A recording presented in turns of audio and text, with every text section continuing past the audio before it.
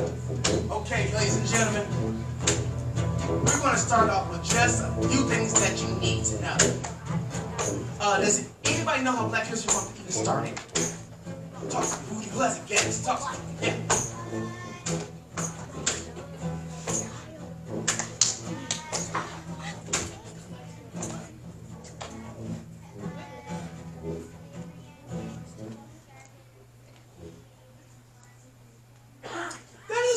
Exactly correct. There was a man named Carter G. Woodson, and he found out when all the old people that used to be slaves were starting to die, he decided he was going to write history books. And in fact, his books were so popular, people during the month of February, Negro History Week was picked during Abraham Lincoln's birthday and Frederick Douglass' birthday.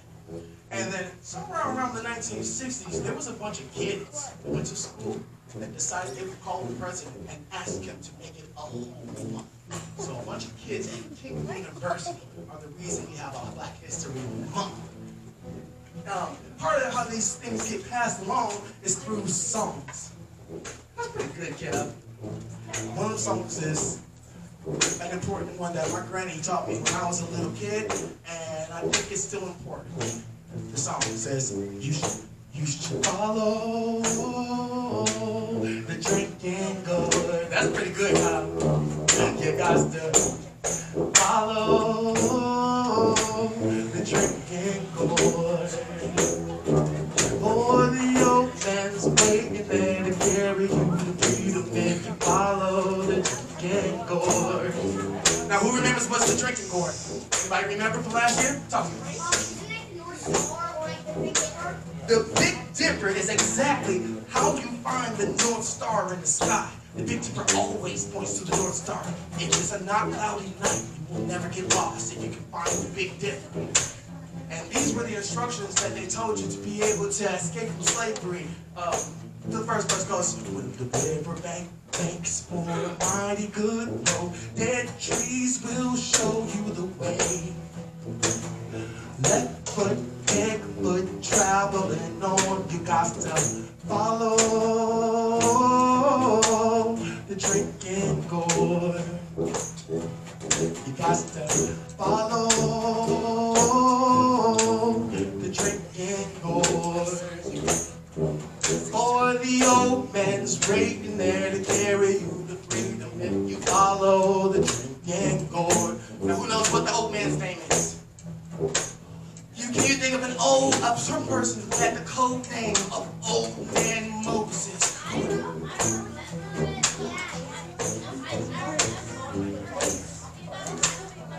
That's what we're talking about again this year too. Who remembers the name of somebody who helped slaves escape?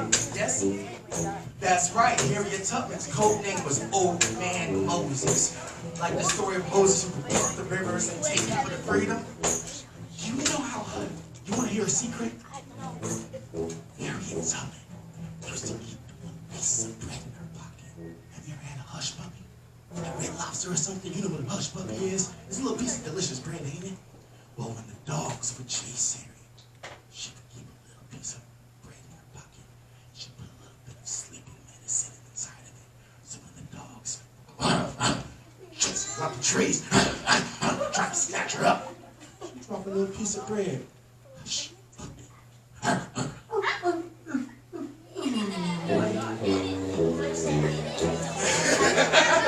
Oh, Eric was sneaky. She had a whole lot of tricks up her sleeves. Did you ask a question?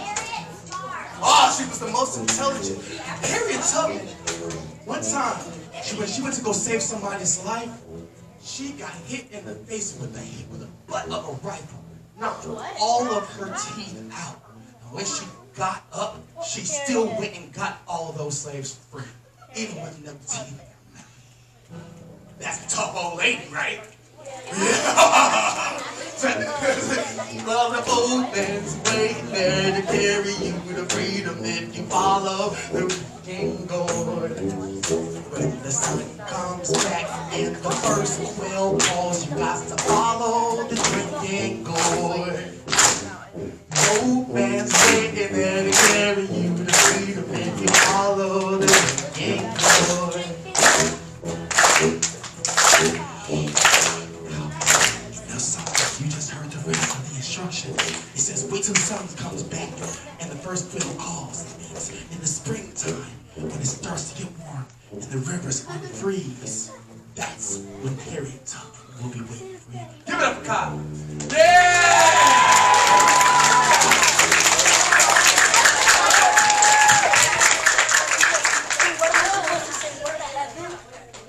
I'm impressed. Apparently, y'all must got some really good teachers in here. Who's the best teacher in this room?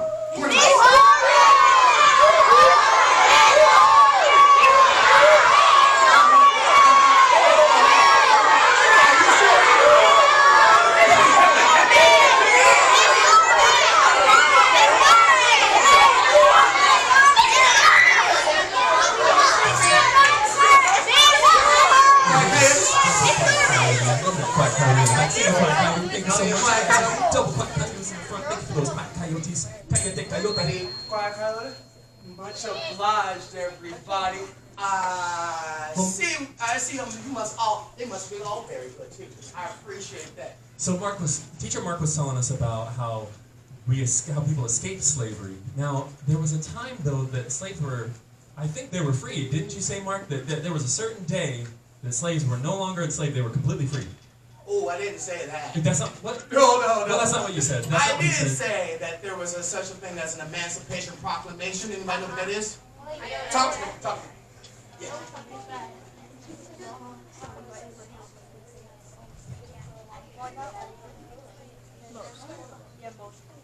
That's okay. Talk to me. What do you think it is?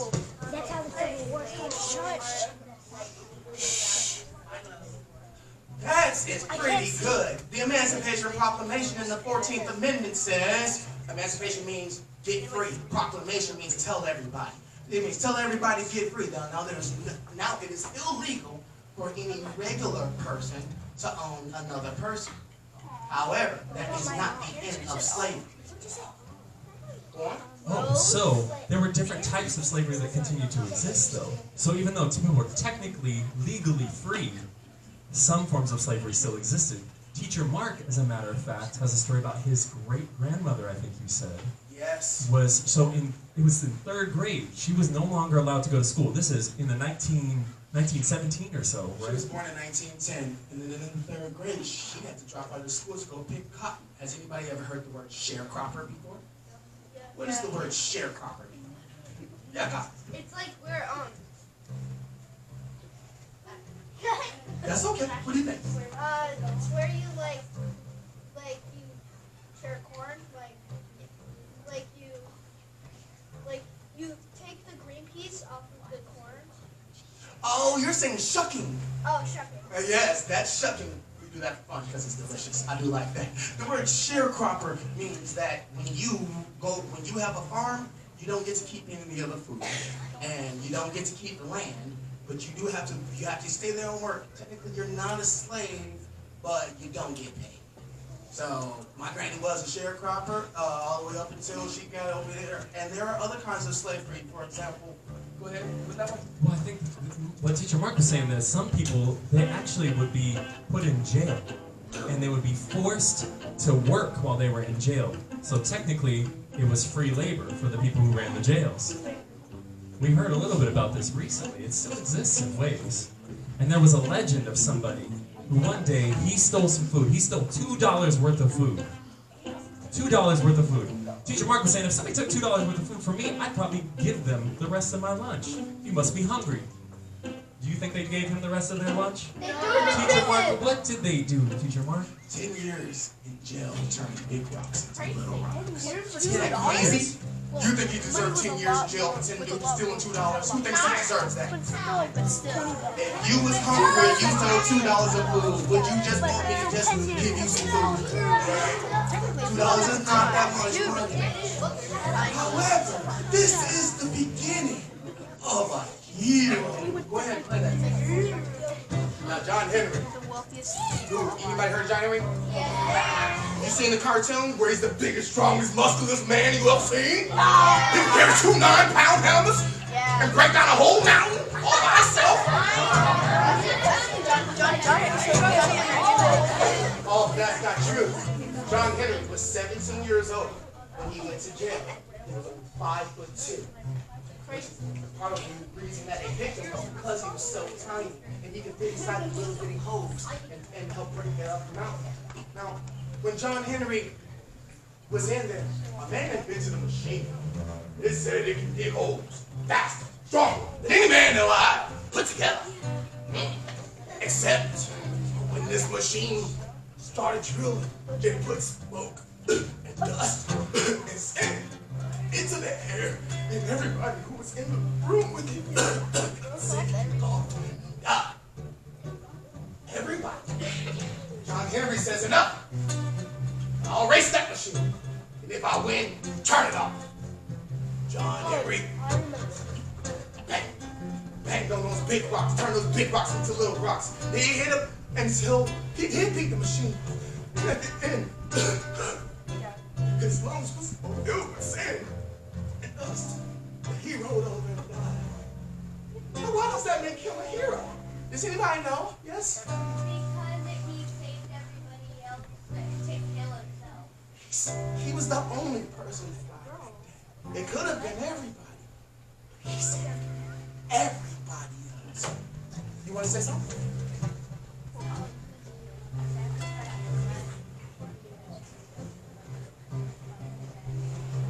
That's the true story of John Henry. He wasn't a giant, big, muscular man. He was a 17-year-old boy. What did you want to say?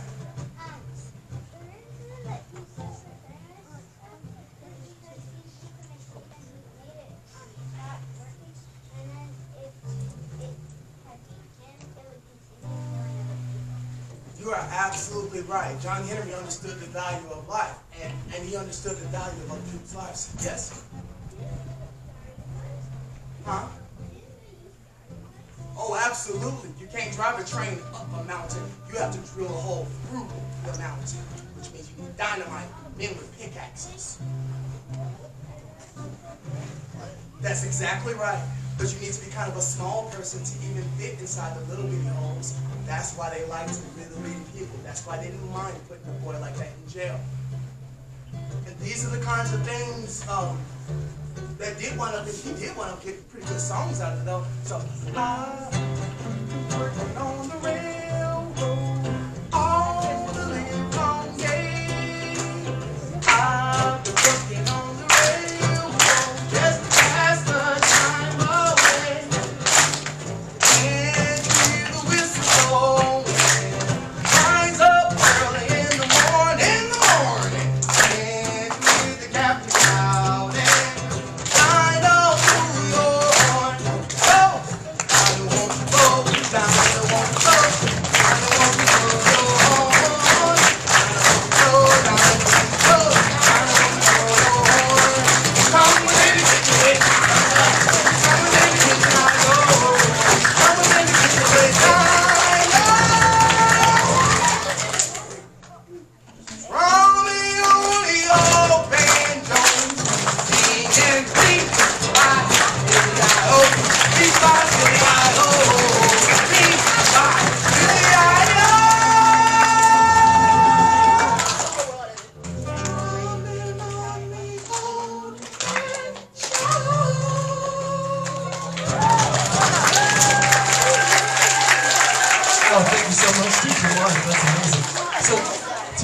So some of the music that moved through the South, I heard that some of the music made its way to New Orleans. Nolans.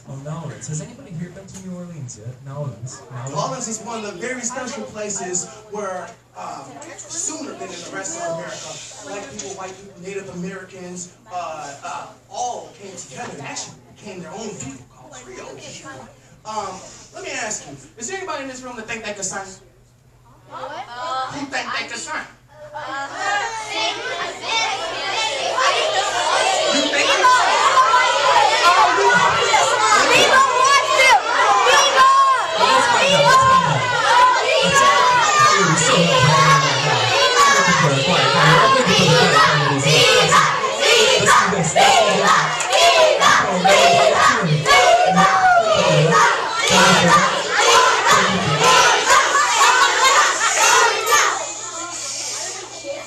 take a volunteer.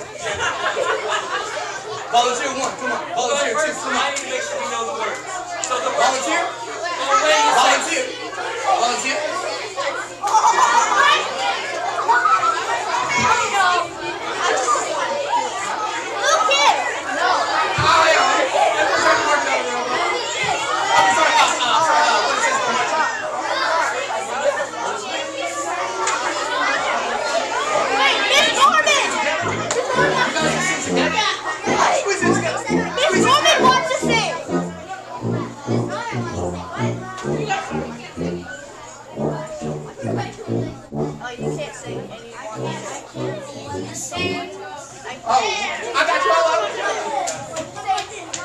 So this song started out as a spiritual in the churches, and eventually it found its way to New Orleans, where a famous musician by the name of Louis Armstrong decided, I don't just want to sing this song, I don't just want to play this song on my trumpet like we've been playing it in the church.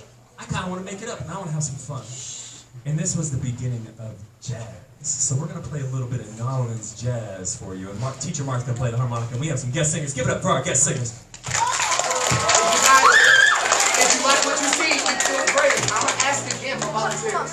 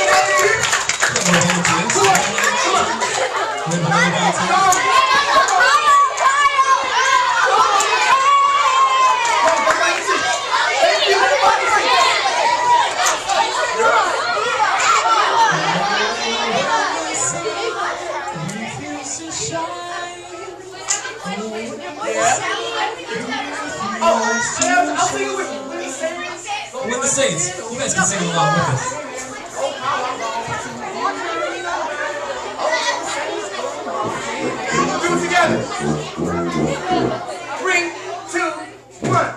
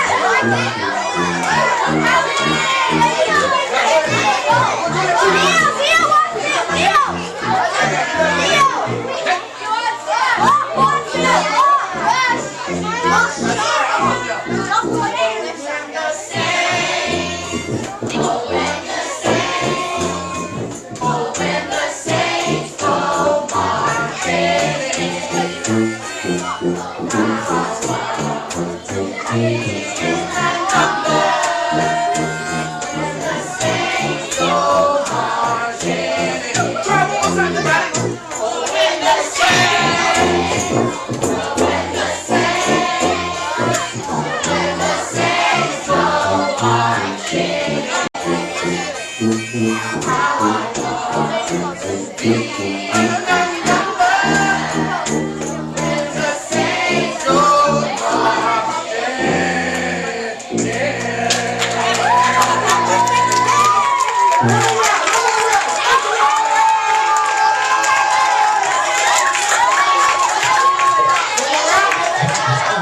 more time.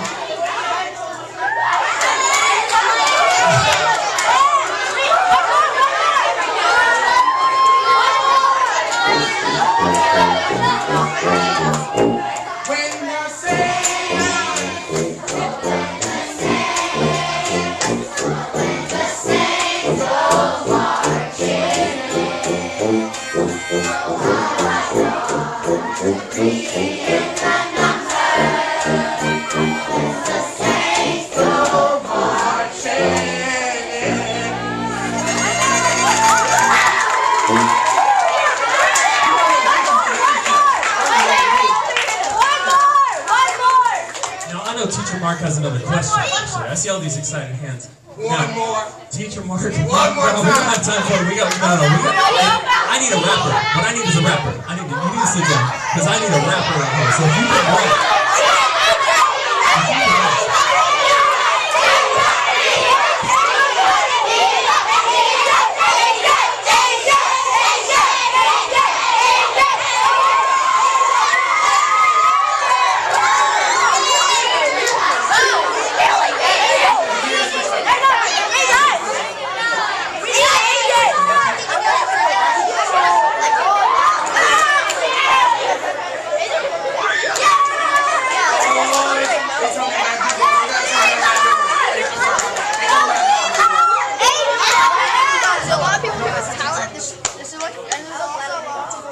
Okay. I realized last time that I made a huge mistake. I have a confession. I made a huge mistake. On the last show, Mark, we finished the show. Mark said, I was like, I think we forgot what might be the most important song of Black History Month. We need to make sure that you all know this tune.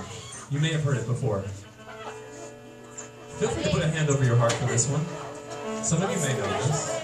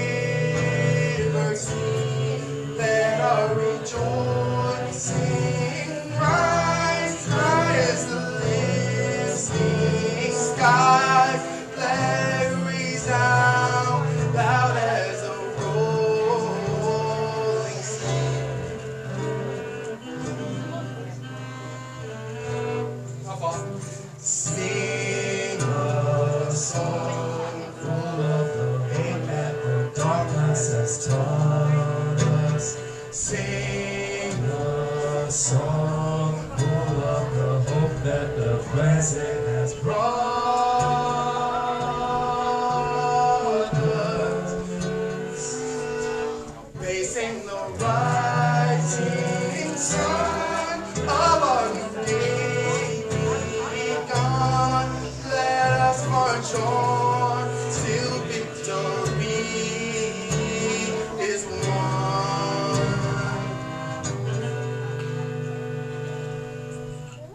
I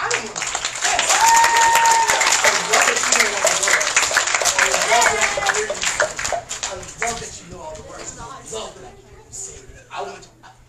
That makes me so great. Maybe I can see a quiet hand. Does anybody know the name of that song? Oh, I see a quiet hand in the back. Thank you. Lift every voice and sing. Lift every voice and sing. Does anybody know another name for it? Some people refer to this as? It is the Black National Anthem. National Anthem. That's exactly right. This is Lift Every Voice and Sing. This started as a hymn and that's been adopted by the Black community as the national anthem. There we go. I appreciate that. You have a question? Asking for the comment. Okay. So when Martin Luther King was going to school, his teacher, in his class, they sung that song every day. Actually, I think that's the type of song that actually could be sang every day, and you would get something out of it a little bit different every single day. The lyrics are pretty deep, and if you have time to sit back with your teacher, they can help you break it down. You'll see that there is a lot just tastefully wrapped up in that song. Tastefully wrapped up. And as you get older, you'll appreciate it more. I like rap songs. One more time. Let me ask you, who remembers the first rap song? Talk to me. Yeah. You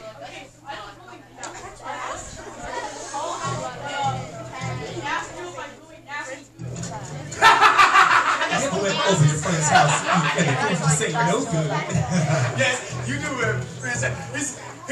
One of the verses says, I remember. Have you ever went out to a friend's house and eat and the food just wasn't no good? I mean, the macaroni sour, the peas all mush, and the chicken tastes like wood. So you probably brush it off like you think you can by saying that you already ate. And then your friend said, man, there's plenty of food. So he calls some more on the plate. So while the sticky food's in your mind starts to dreaming of the bone, it's time to leave.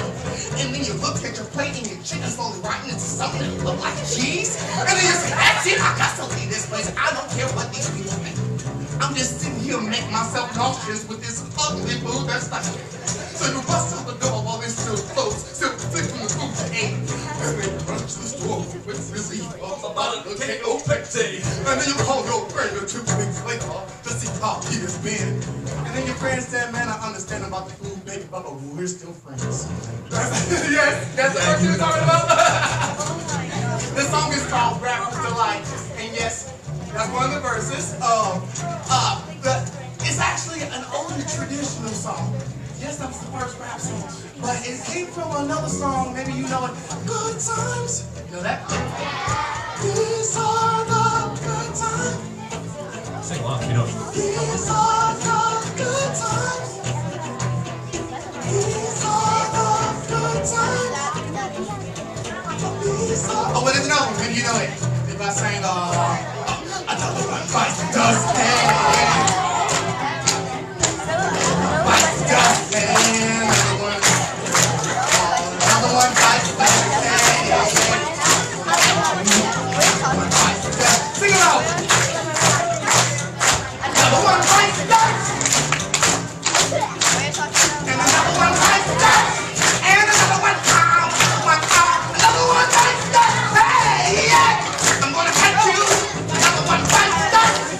All right, what if I sang? All right, like I said, it's a traditional song. A lot of people have sang that song. What if I said something like, this is the ice cold, let's show like that white gold. This is them good gold, straight masterpieces. Violent, living it up in the city. Got trucks down and say the wrong. Got Christmas, so hold up, say hotel, motel, holiday inn. Let me say hotel, motel, holiday inn. Let me hear say hotel, motel, holiday inn. Hotel, motel, holiday inn. That's the line, though. All right, that's enough of that. Thank you guys, I appreciate that. That is the oldest rap song. You guys are much more educated people than me. That's amazing. So I think we have time for questions. We've got about 4 minutes, so we can maybe take a couple questions. We've got 4 more minutes. You guys want to talk? You guys just want to talk and ask questions for a little bit? Do you want one more song? It's like, one more song. One more song. One more song.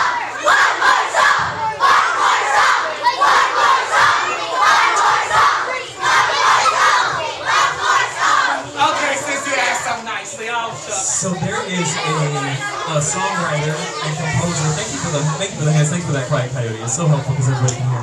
There is a songwriter and composer. That was his job is to stay at home and write songs and hang out with his friends, like I do with Teacher Mark, and learn songs and write songs and share songs. And then he sells songs and he travels all over the world. And this is his job. And he's a writer by the name of Pharrell. Has anybody ever heard of Pharrell before? Pharrell Williams, exactly right. So this is a little song about our emotions, and we're celebrating Pharrell's success as a composer and our gratitude for having us. Thank you all so much. And if you want to wiggle a little bit, if you happen to wiggle and stand, please do so. Just make sure our voices stay inside as party voices. Do sing along if you'd like though. 1, 2, 3, 4. My team's crazy. The